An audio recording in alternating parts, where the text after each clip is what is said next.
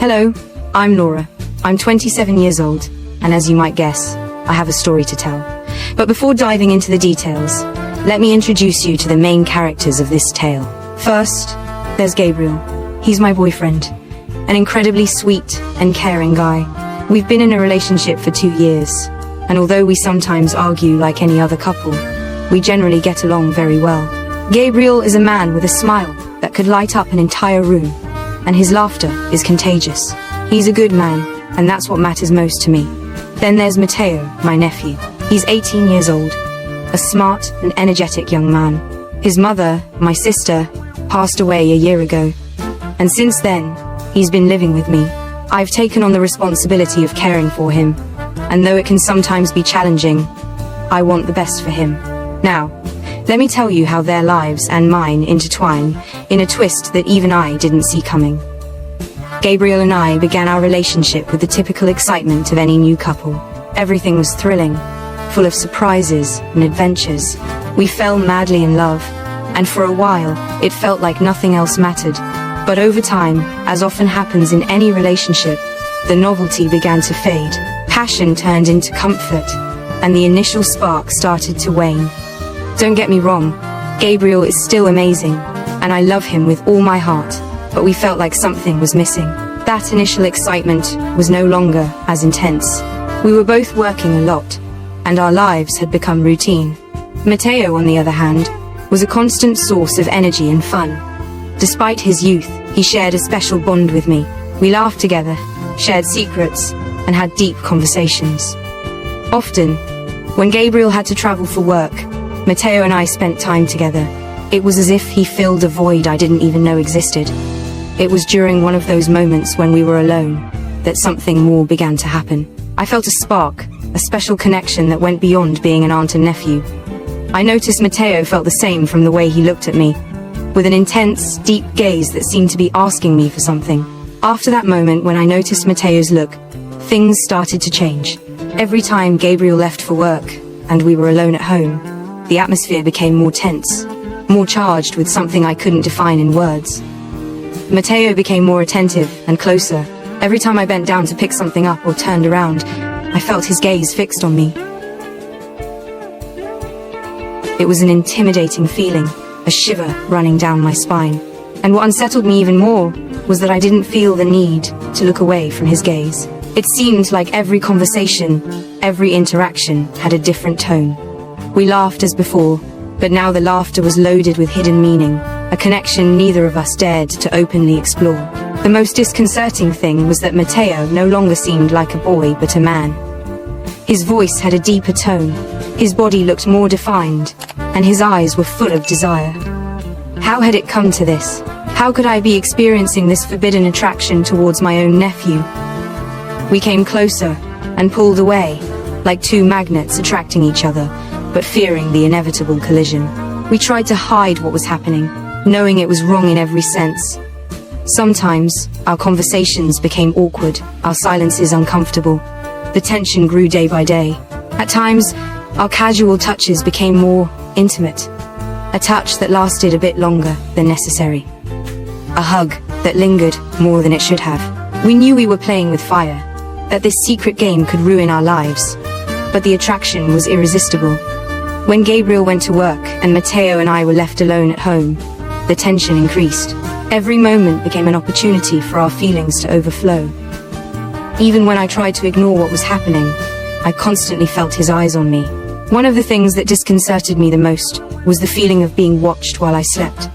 In the afternoons, when I lay down, I felt that intense gaze that seemed to follow me even into my room. How could this be possible? Was my nephew watching me while I slept? And then, there was one time that marked a before and after in the house. I was in the shower, oblivious to the outside world, when suddenly, the curtain was abruptly pulled back. I froze, and there was Matteo, with a surprised expression on his face, as if he had entered by accident. "I'm sorry, Laura.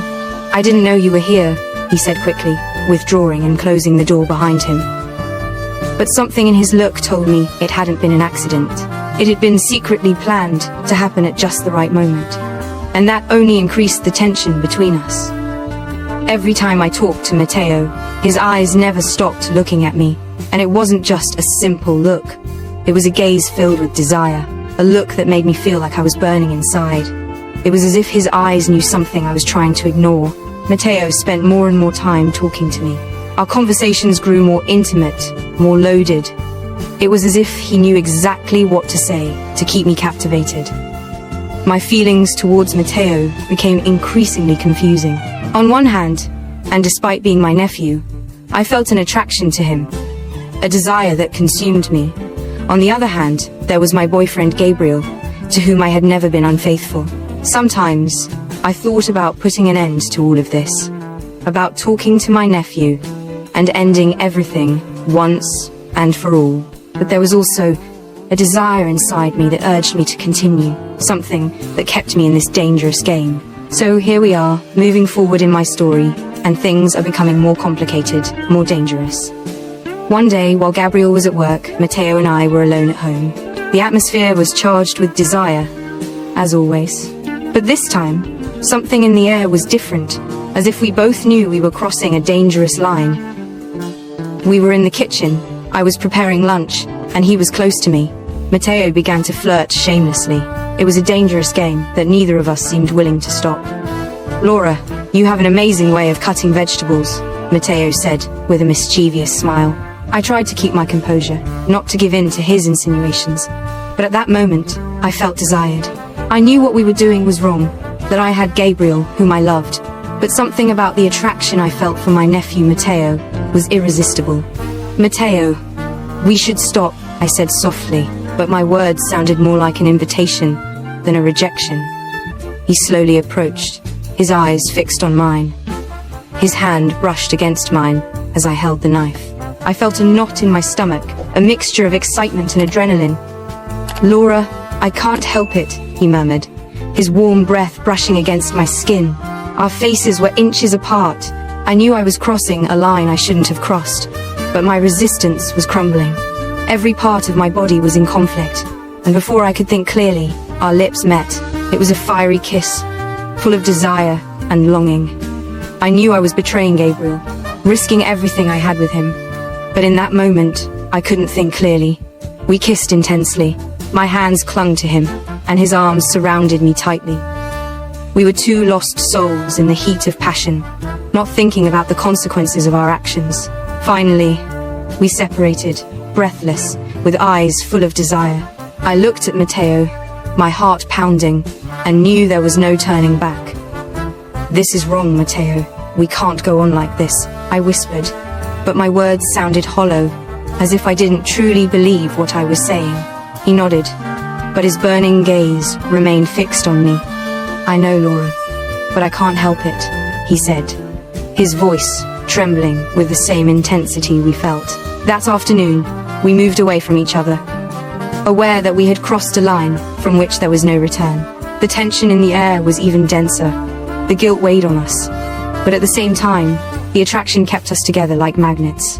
That night, when Gabriel returned home after a long day at work, everything seemed normal at first glance. The table was set, the food steaming, and the delicious aroma filled the small kitchen. Laura and Matteo were sitting at the table, talking while waiting for Gabriel to arrive.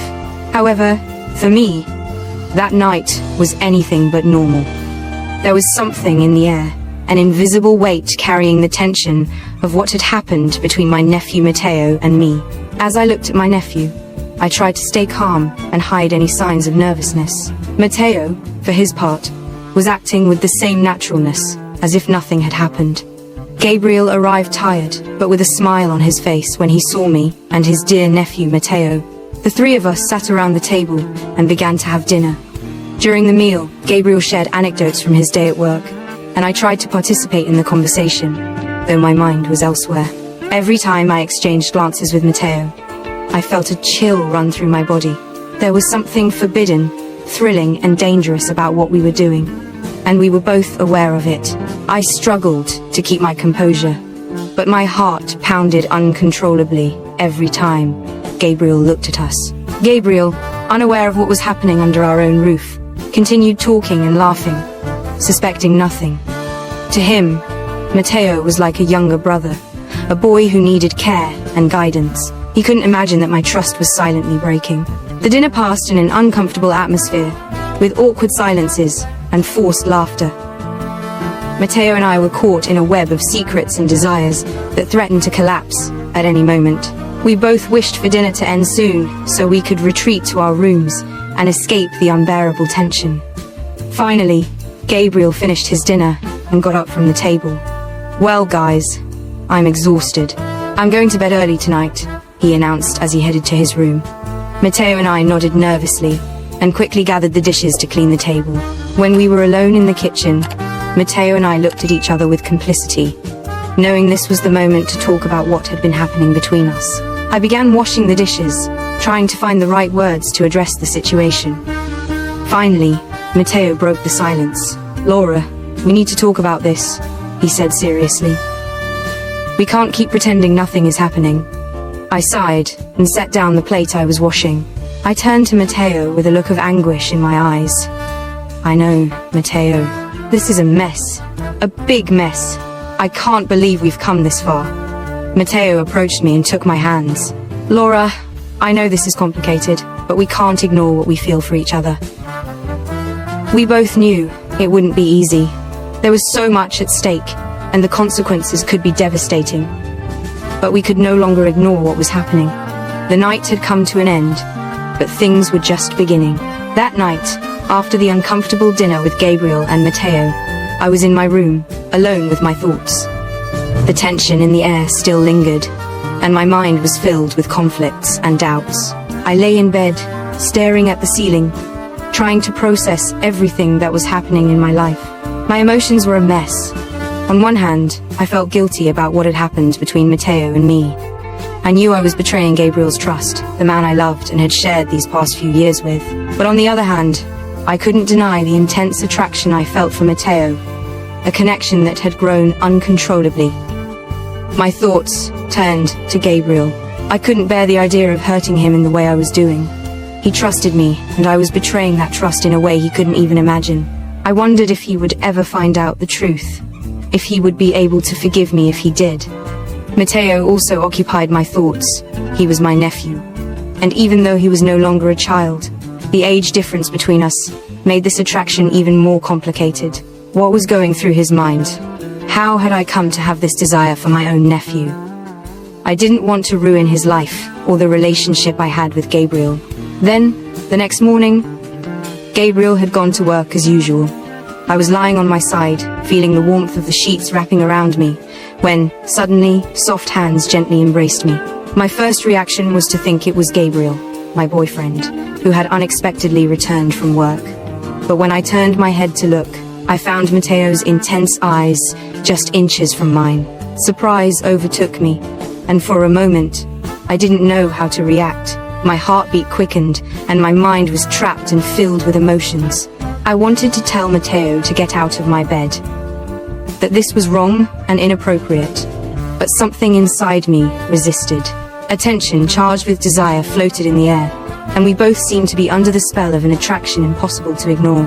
Matteo leaned in slowly, his lips meeting mine in a soft yet intense kiss. It was like an electric spark, igniting the passion in both of us. Words were unnecessary at that moment. Our mouths spoke the language of the desire we had been holding back for so long. What began with a kiss quickly turned into wild desire. We let ourselves be carried away by the tide of our emotions, and inhibitions vanished. Our bodies drew closer, and I felt overwhelmed by the intensity of the moment. The room seemed smaller, time stretched, and only Matteo and I existed in that instant. The passion consumed us, and our bodies intertwined in a frenzy of desire. It was forbidden territory, a secret we shared silently. Every caress, every kiss, was a silent scream of need and longing.